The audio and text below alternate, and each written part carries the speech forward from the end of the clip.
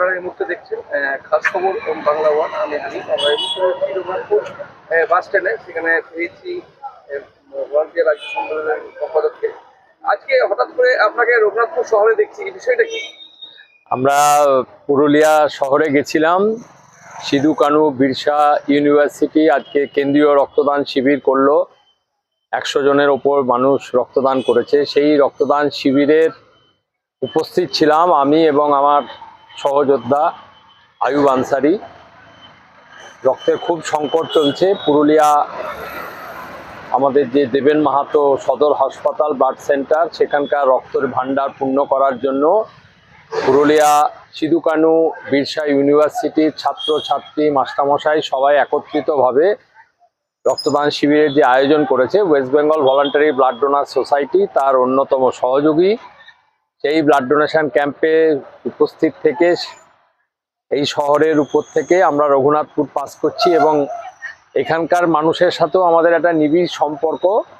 Raghunathpur sub division voluntary blood donors forum আছে এবং অসংখ্য বন্ধু পরিবারের সদস্যরাও আমাদের আছে যারা এই রক্তদানের কাজের সাথে যুক্ত। তাদের সাথে একটু দেখা সাক্ষাৎ করা এবং আগামী দিনে রক্তের যোগান বাড়াবার জন্য আরও রক্তদান শিবির করার আবেদন নিয়েই রঘুনাথপুর শহরে উপস্থিত হয়েছে। আমরা যেহেতু জানতে পারলাম যে আপনাদের রাজ্য সম্মেলন একটা রক্ত বিষয় রয়েছে, একটু ডিটেলস যদি বলেন। বিন্দু বিন্দু রক্ত দিয়ে বাঁচাবো লক্ষ প্রাণ, এটা আমাদের সম্মেলনের আহ্বান। পাহাড় থেকে সাগর, আমাদের রাজ্যের সমস্ত ব্লাড সেন্টারের রক্তের ভাণ্ডার পূর্ণ রাখার আবেদন নিয়ে 23টি জেলার 400-র ওপর প্রতিনিধি বীরভূমের বোলপুর শহরে, কবিগুরুর শহরে গীতাঞ্জলি অডিটোরিয়ামে আমরা 17, 18, 19 জানুয়ারি 2025 রাজ্য সম্মেলন উপস্থিত হব। এই মুহূর্তে আমাদের লক্ষ্য যে গোটা দেশে একটা ব্লাড অ্যাক্ট চালু করা, রক্তজনিত আইন চালু করা, যাতে করে আমরা আমাদের গুণগত উৎকর্ষতা এবং পরিষেবার মানকে আরও বাড়াতে পারি। প্রত্যেকে একটা নিয়ম শৃঙ্খলার মধ্যে চলবে।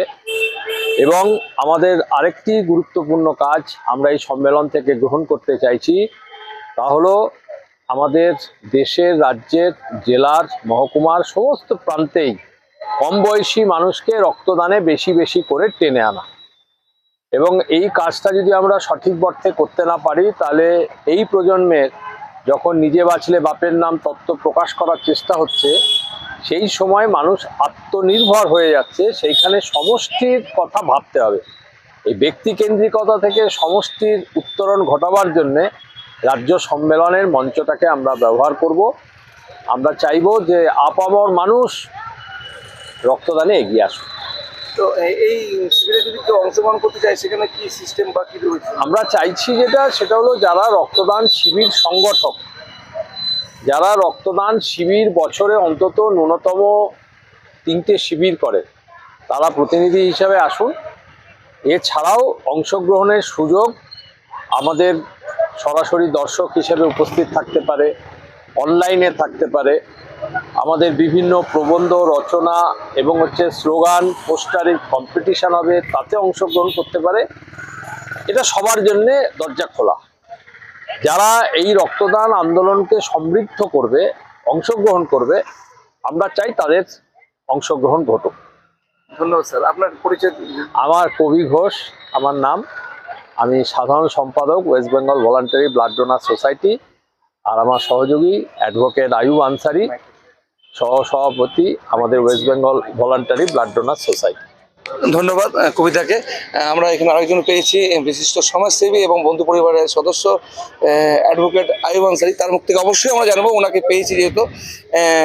আপনাকে দেখলেই মানে অ্যাডভোকেটটা কম মনে পড়ে, বেশি মনে পড়ে যে ব্লাডের নিয়ে কিছু গল্প করি। কারণ আপনার কাছে আমি অনেকবার পেয়েছি, আমরা খবর করেছি আপনার নিয়ে।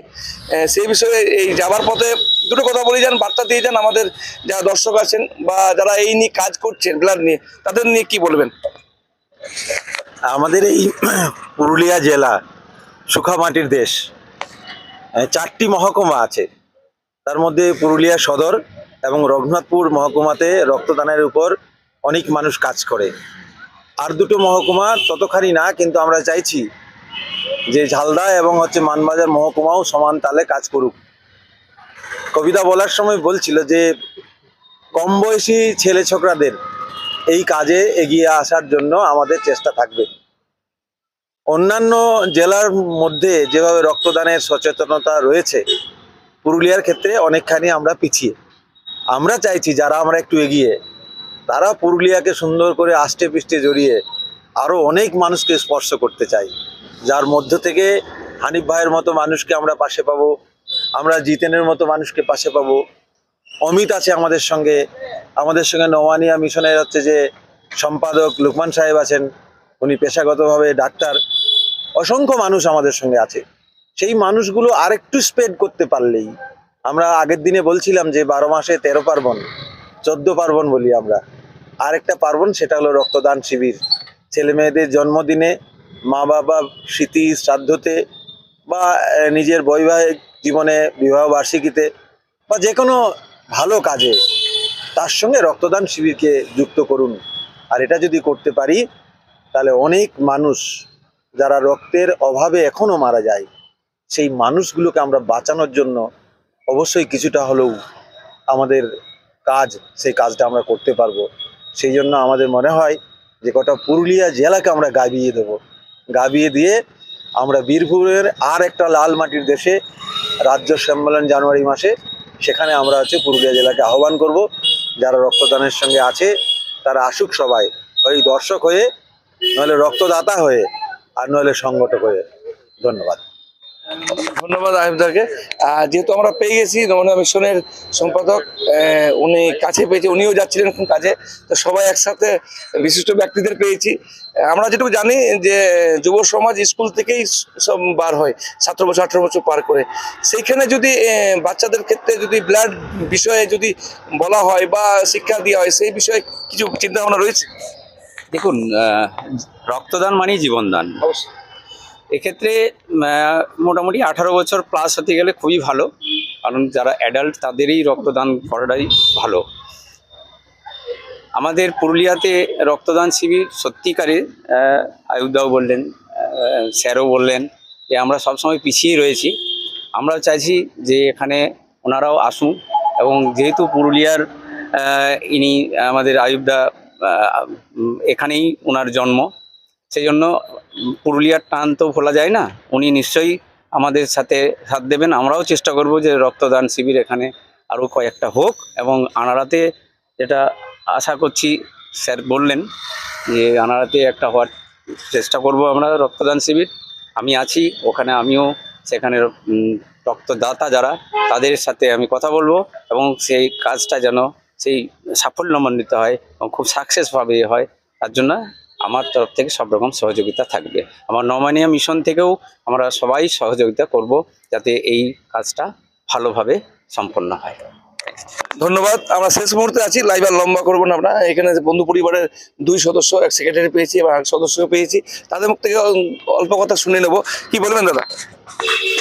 আজকে আয়ুব স্যার এবং কবি স্যার এসছেন আমাদের রঘুনাথপুরে। আমি একটু আগে খবর পেলাম, হানিফ দা আমাকে যখন বললো যে ওনারা এসছেন, স্যারের সাথে দেখা হলে আমি ছুটে যাই দেখা করার জন্য। মানে এই ধরনের মানুষ যারা দিন রাত, মানে 24x7 তারা লেগে আছেন মানুষের সেবায়, মানে নিজেদের এত ব্যস্ততার মধ্যেও তারা মানুষের জন্য এত এত কাজ করছেন। এটা দেখেই আমরাও কোথাও না কোথাও একটা এনার্জি পাই কাজ করার জন্য। আমরাও এখন এই কাজগুলো শিখছি ওনাদের থেকে, কিভাবে মানুষের জন্য আমরা কিছু করতে পারি, বা আগামী দিনে কিভাবে কোন কাজটা করলে সেই কাজটা ভালোর দিকে যাবে বা কিছু, সেই ব্যাপারগুলোও আমরা শিখতে পারছি। সুতরাং এটাই বলবো, খুব ভালো। আর যারা এসছেন আজকে আমাদের কাছে, ওনারা খুবই মানে মূল্যবান মানুষ, আমি নিজে মনে করি। এইটুকুটাই বলবো। Thank you. ধন্যবাদ। শেষ মুহূর্তে আমি জিতেন্দ্রের সাথে কথা বলবো, তার আগে একটা কথা অবশ্যই বলবো, কারণ আমরাও এনজিও বা সোশ্যাল ওয়ার্কে কাজ করি, সেহেতু কথাটা ভিতর থেকে না বললে আর রইতে পারছি না। হয়তো এই কবিতা এবং আয়ুবদা এবং স্যার যে আছেন, যে পদের লেভেলে আছে, এটা যদি অন্য বিষয়টা হইতো, তো হয়তো মনে হয় এতক্ষণ আমরা এখানে জায়গা দিতে পারতাম না, হয়তো পুলিশ গার্ডও লাগতো। কারণ এইটার গুরুত্ব আমরা একমাত্র যা সোশ্যাল ওয়ার্ক তারাই জানে, যে আমরা সেই ব্যক্তিদের পেয়েছি, যে ব্যক্তিদেরকে হয়তো সময়ে ফোন করলেও পাওয়া মুশকিল, কারণ ওনাদের সময় এতটাই মূল্যবান। তো ওনাদেরকে রঘুনাথপুর যাওয়ার পথে পেয়ে গেছি। আমরা সমস্ত কাজ ছেড়ে পড়ে আমরা বাকি সদস্যরা সবাই এসেছি। অনেকেই এসেছিলেন, অনেকেই চলে গেছেন, অনেকেই হয়তো দূরে রয়েছে, তারা আসতে পারেনি।